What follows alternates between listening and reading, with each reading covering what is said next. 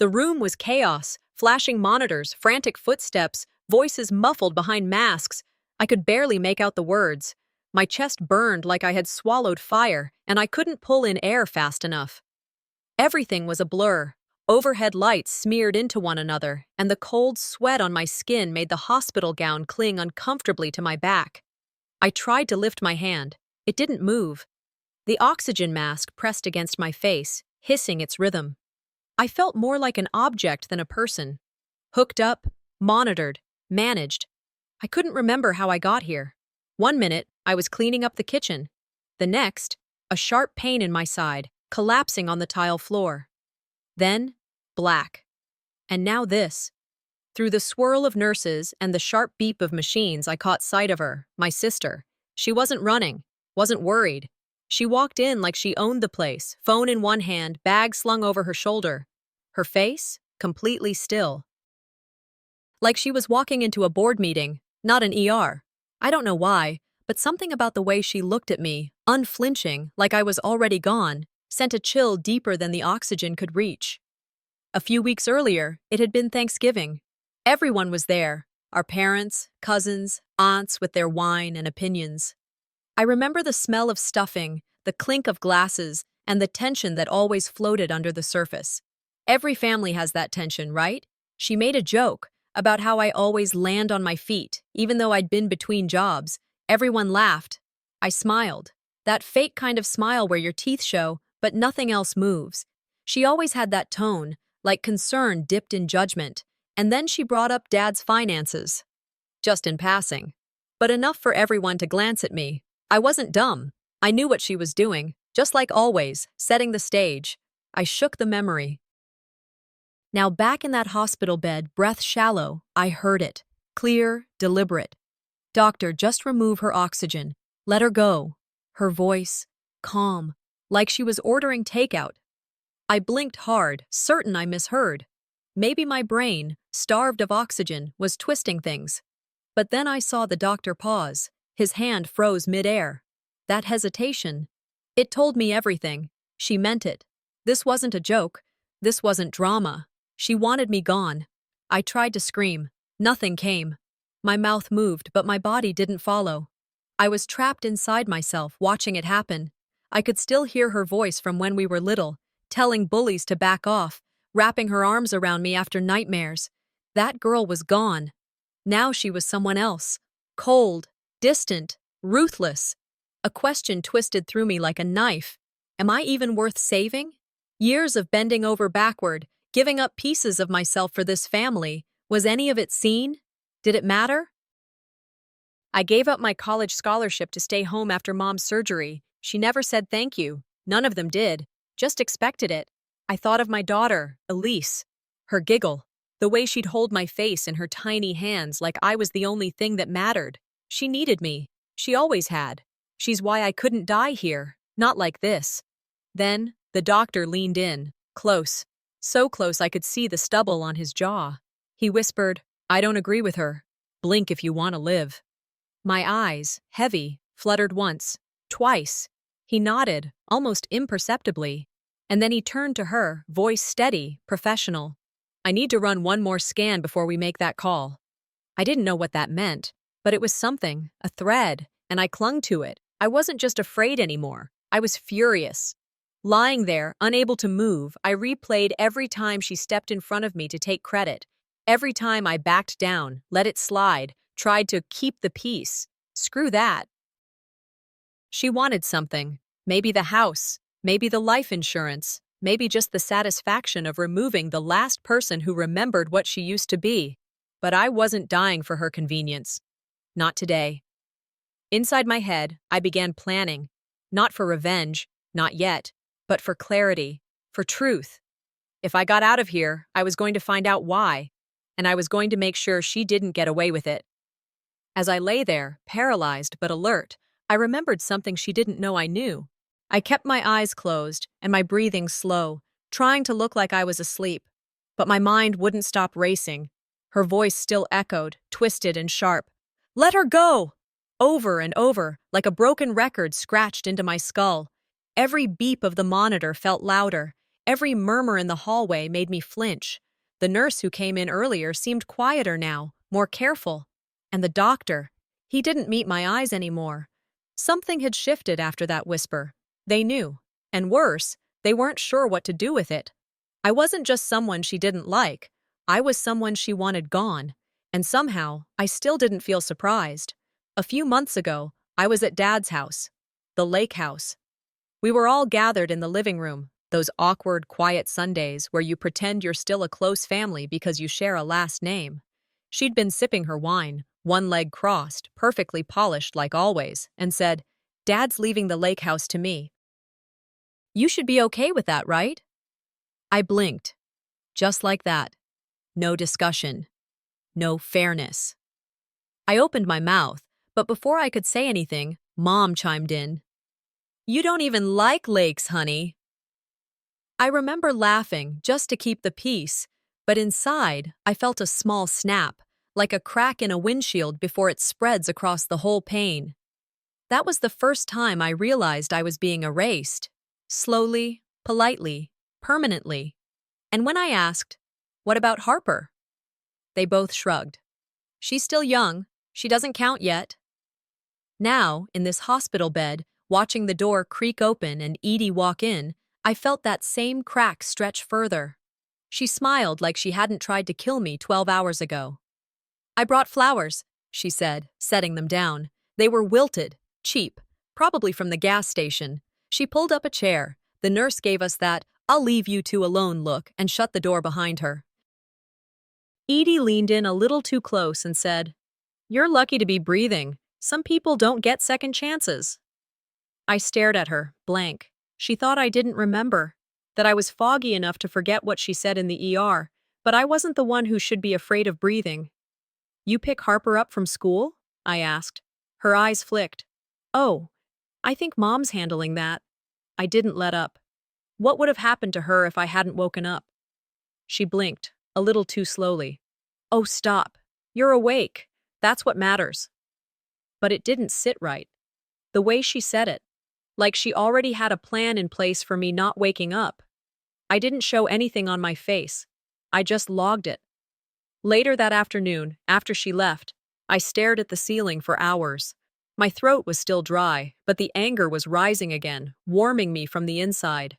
I'd followed the rules too long, kept quiet to keep things smooth. But that wasn't strength. That was surrender. I remembered something Maya Angelou once said, something I'd heard in a podcast years ago and never forgot. When someone shows you who they are, believe them the first time. She'd shown me, again and again, and I had pretended not to see it. I mentally ran through the people I could still trust. Marion. She'd gone to law school, practiced estate planning. We hadn't talked much recently, but she was the type who didn't forget who showed up when it counted. I'd call her, as soon as I had 10 minutes alone. Later that evening, the nurse came in with fresh linens. She was friendly, maybe too friendly. And as she straightened the pillow, she mentioned something that made my blood run cold.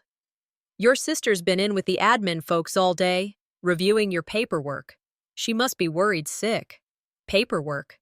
The pieces clicked too fast. She was trying to take over. Power of attorney, maybe more. And I'd been lying here, vulnerable, unprotected.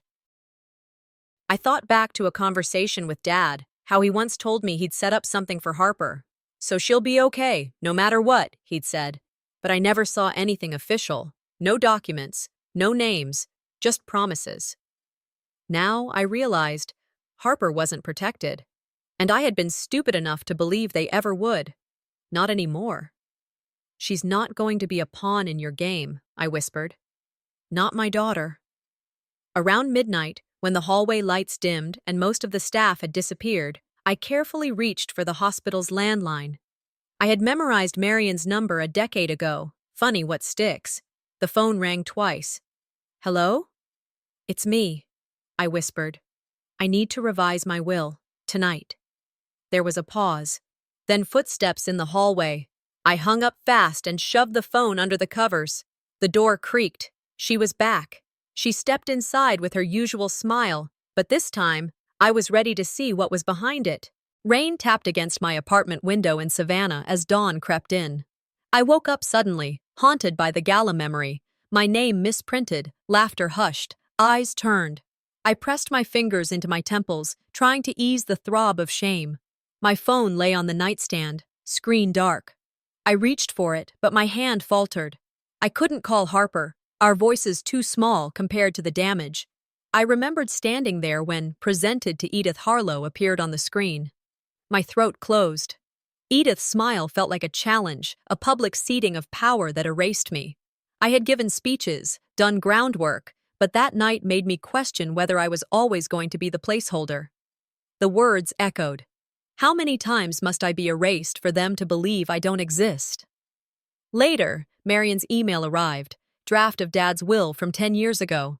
I stared at the document, no mention of me in the beneficiary section, only her name, only Edie. My heart sank.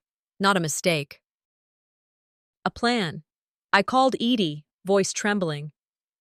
Dad wanted flexibility, she said casually. Assets shift. I asked, flexibility for whom? Silence. She said nothing else. Then Mom's silhouette outside Dad's hospital room door, her hand pressed flat against the glass. I saw acknowledgement, betrayal, all in that gesture.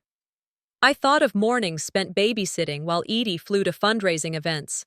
Of night shifts I declined so I could be there for Mom's medication. Of sweat and small business proposals I shelved so that Edie's charity shine. I had believed her praise when clients said they saw leadership in me. Now I saw the ledger, the misprint, the email. I saw the pattern. I made a choice. I would meet Marion in person. I would gather proof. I emailed Callie, the nurse who helped me in ER, asking for any documents she saw from gala setup, from hospital admin, anything surnamed Rowe with my name. I packed a small folder. I wrapped myself in something warm. I needed every ounce of clarity. Marion met me by River Street in a small law office. The envelope was sealed. I held it, trembling. I had imagined maybe Dad changed it later. Maybe Edie had a story. I pried the seal. It was genuine, but unchanged from that decade-old draft. My name was still missing from parts that should have had it. Dad, Edie, Thaddeus had altered things without letting me know. Without my consent. Shock burned inside me, but I swallowed it. I thought of Harper's future. Could I build a legacy with lies in the foundation? Could I be someone who stayed silent? Late that evening, I crept into Dad's hospital room. The smell of antiseptics and machines. Edie sat beside him, her hand hovering over his. The man looked frail, breathing shallow. I stood in the doorway, envelope in hand. Dad, I said, voice steady, can I talk to you about the will you drafted years ago? He didn't open his eyes. Edie turned, her expression schooled. Some regret or calculation, I couldn't tell. All I knew was that sitting there, in that room full of broken promises, I finally saw the cracks in the mirror. And I realized they were not mine to mend. I walked through the double-glass doors of Harlow Row Holdings with my jaw clenched so tight it ached. They didn't even tell me there was a board meeting. No calendar invite, no courtesy call, just silence. The lobby smelled of lemon polish and money, marble floors, white orchids, cold light bouncing off metal and glass. It was a far cry from the scent of antiseptic and quiet sobs I'd gotten used to at the hospital. I hadn't even planned on coming. But I overheard Edie whispering to someone in the hallway, just loud enough for me to catch the words. We'll finalize it all this morning. That was enough. They could take everything from me. But not my voice. I was led down the hall, heels echoing like a slow warning. The boardroom doors opened, and there she was, Edie, poised, already seated, surrounded by half a dozen board members in tailored suits. Annie, she smiled, eyes cool. Glad you made it. No one else looked at me, not really.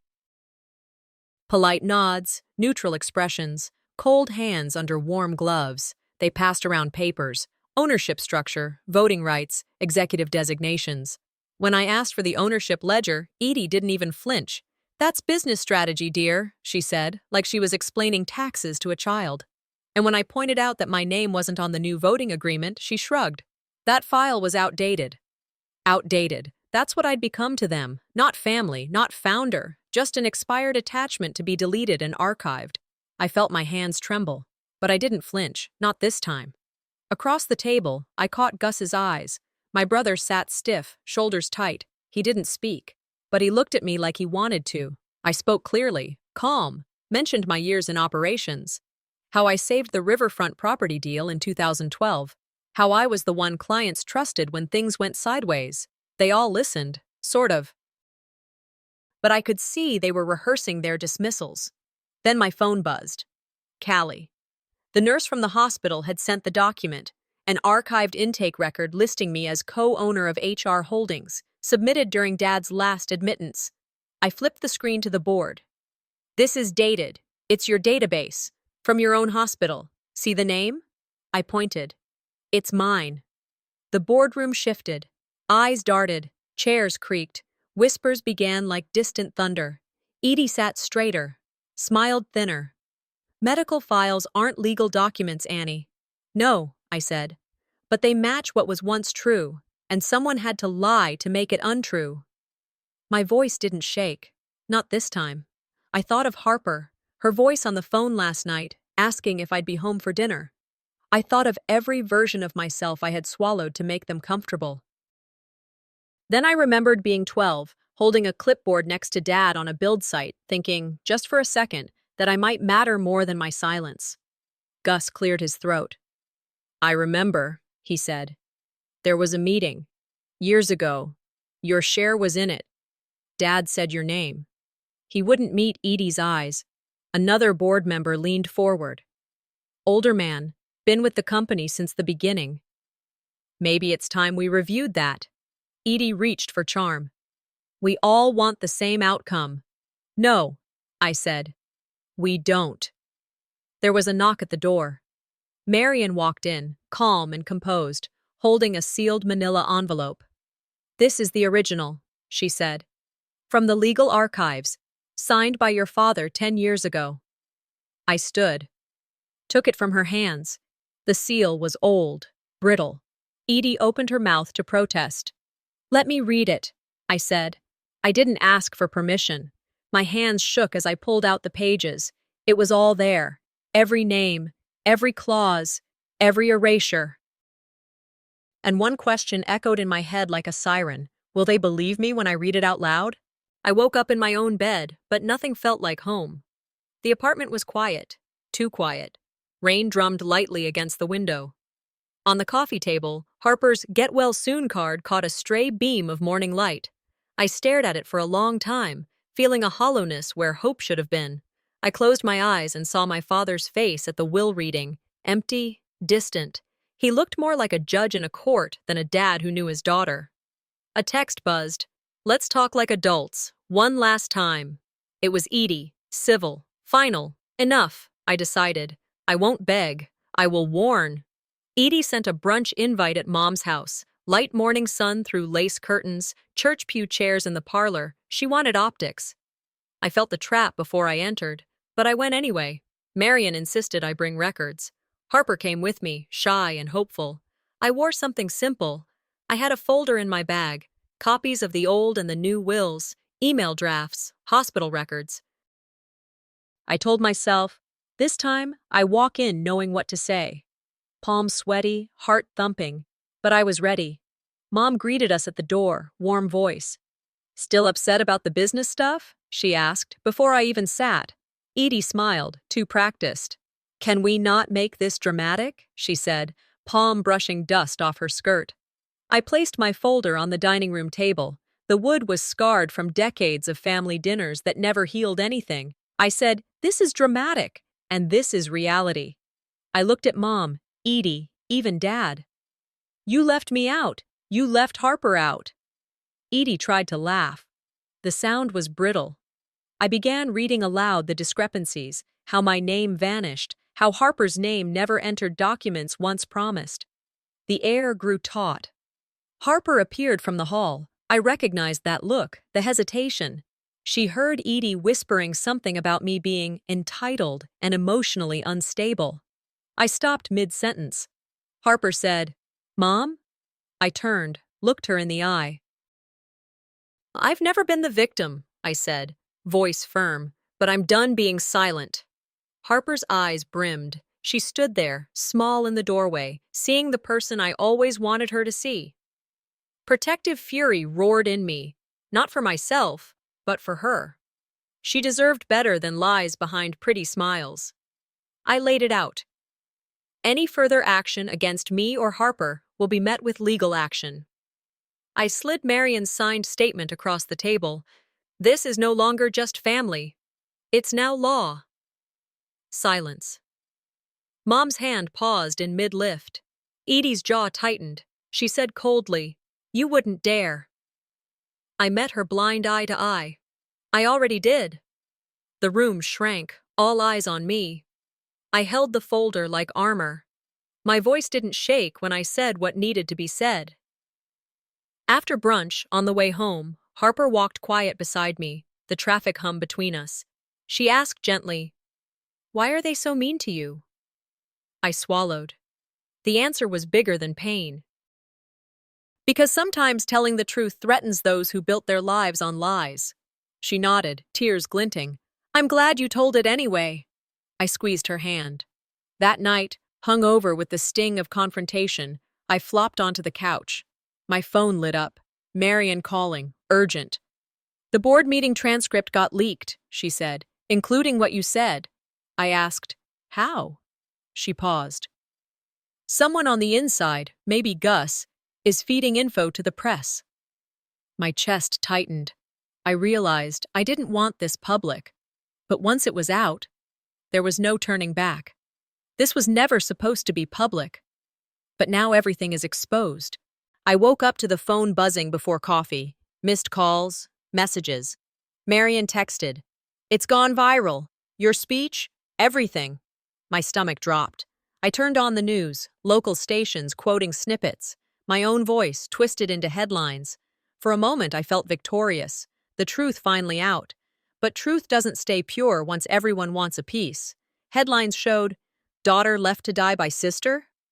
My inbox exploded, some people cheering, others saying I was seeking attention. Edie's statement was perfect at first glance. Smooth denial, vague regret, family dysfunction teased, never fully admitted. Then the threats came, emails from strangers, private messages. "You'll regret this." My heart pounded. I thought, what cost justice? The world was hearing me. Only part of me was scared half to death. I called Dad, no answer. Mom, cold, sterile. "You've embarrassed this family." Edie blocked me. My aunt didn't pick up. Cousins unfriended me on social media. I stood alone in my kitchen, lights off, nothing but hum from the fridge. I whispered to the empty room. I didn't think they'd go this far just to protect a lie. Protect. Lie. Words heavier when spoken by your own blood. Work turned hostile. My supervisor, voice polite, said expressed concern over the image. Asked me to take unpaid leave until things settle. I nodded, but inside I burned. Coworkers avoided me. Some offered glances, then turned away when I caught their eyes. A nurse slipped through the hallway quietly. "I believe you. They just don't want the noise." That small kindness cut through the alienation. I left early that day, shadows trailing me like judgment. Back in my apartment, the betrayal felt like a physical weight. I rewatched the video clip of my speech, my voice unsteady at the end. Harper's face, small, confused, flickered on screen. Guilt, anger, grief. It all crashed at once. Marion called to check. I couldn't speak. Finally, I said, "Maybe I should have stayed quiet." Marion's voice, firm. "Then they would have won." I let tears slip. Grief has a taste, dry and bitter. I couldn't rebuild from shame. So I wrote an op-ed under my name. What happens when your family tries to silence you? I laid out emotional abuse in patterns, not accusations. No names, just events. It went live in less than a day. Letters poured in. Women who knew exactly what it meant to have their voice dismissed. It wasn't freedom, but it felt like a crack in tyranny. That night, when the day's fury finally cooled, I got a letter. Edie's attorney. Cease and desist. Final warning. Any continued public defamation will result in legal action. I stared at the page. My throat felt dry, then bitter. They still believed image mattered more than truth. I texted Marion. They want a war. They'll get one. I sat in silence as rain pattered the roof. I fought back. Now they're ready to fight dirty. But I'm not backing down. I stared at the cease and desist letter again while my coffee went cold. I read every line, twice. No threats between the lines this time, just straight legal muscle. I set it down. They're scared. That's why they're trying to silence me. Saying it out loud grounded me. My hands weren't shaking anymore. Marion had already found me a lawyer, one who'd worked with domestic abuse survivors, women buried by family power plays. We were no longer reacting. We were strategizing. For the first time, I wasn't caught in the current. I was swimming hard, deliberate. That same morning, while searching for a tax form, I opened the wrong drawer, and there it was. Harper's bracelet, beads half cracked, string stretched out. I hadn't seen it since the hospital. I'd left it behind, not because I forgot it, because I couldn't bear to wear hope when I'd lost so much. But now, I slipped it on, a small thing, but it felt like armor. I sent out a message that afternoon, family only. No press, no lawyers, no drama. Just a meeting in the church basement across town. A few cousins replied quickly. A few ignored me. 2 aunts said they were willing to listen. That's all I needed. When I arrived, the folding chairs were already set. I'd printed documents, brought a recorder, and most importantly, brought calm. Edie showed up late, heels echoing down the stairs like a performance. She wore a silk blazer like it was a red carpet, sat across from me like we were strangers. I didn't flinch. I didn't plead. I laid out the facts. I played voice clips, old voicemails, her tone, condescending, manipulative, clear. I could feel the temperature in the room drop as the recordings played. Eyes shifted. She tried to laugh it off. Then she snapped, raised her voice, waved her arms. "This is what she does, twists things," she yelled. And someone, God bless them, recorded it, posted it, and suddenly I wasn't the only one being seen. She was too, as she really was. And public opinion didn't shift overnight, but it shifted enough. A local women's group invited me to speak. Messages flooded my inbox again, this time women saying, "That video, that was my sister, my mother, my boss." Edie tried to control the story again, released another statement. This one wasn't smooth. It sounded rushed, panicked. People noticed. A few days later, I walked past the ER nurses' station. Someone nodded. Someone else said, "We saw the clip." No one sneered. No one avoided me. I passed the hallway where it all started, the night I collapsed. I remembered that silence. It used to echo in my bones. Now, it just reminded me how far I'd come. I started documenting everything. Legal notes, emotional timelines, Harper's reactions. I wasn't preserving pain. I was building protection. Then, out of nowhere, Aunt Teresa called. Voice shaking. "I watched everything," she said. "You're not wrong. You're not alone." She told me stories. How Edie had manipulated family events when we were teens. How she'd spread lies about an uncle to take over a property deal. It wasn't just me. It never was. "I'll write a statement," Teresa said. "Whatever you need." Her voice cracked. "Your courage gave me mine." I hung up and sat still for a long time. That evening, I got a message from my father. "Come to the house. We need to talk. Just us." "No, I'm sorry. No explanation. Just the kind of text you send when you still think you're in charge." I read it, let it sit. Marion offered to drive me, wait outside. I changed clothes, tied my hair back, stared in the mirror. You owe them nothing. Only truth. And I walked out the door.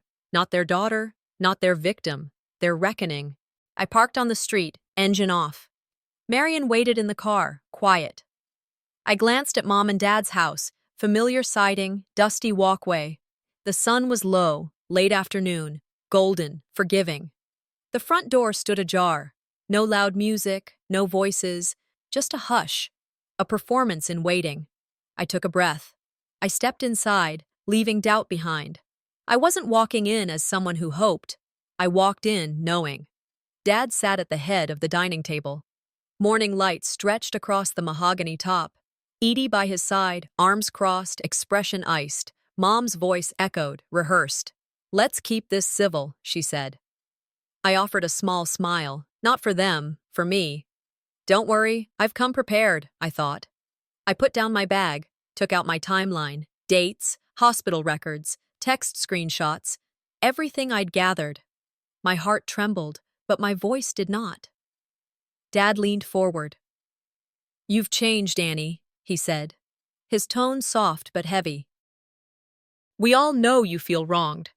Edie cut in, eyes sharp. "You're seeking attention. You're rewriting history." I let them talk, then I spoke.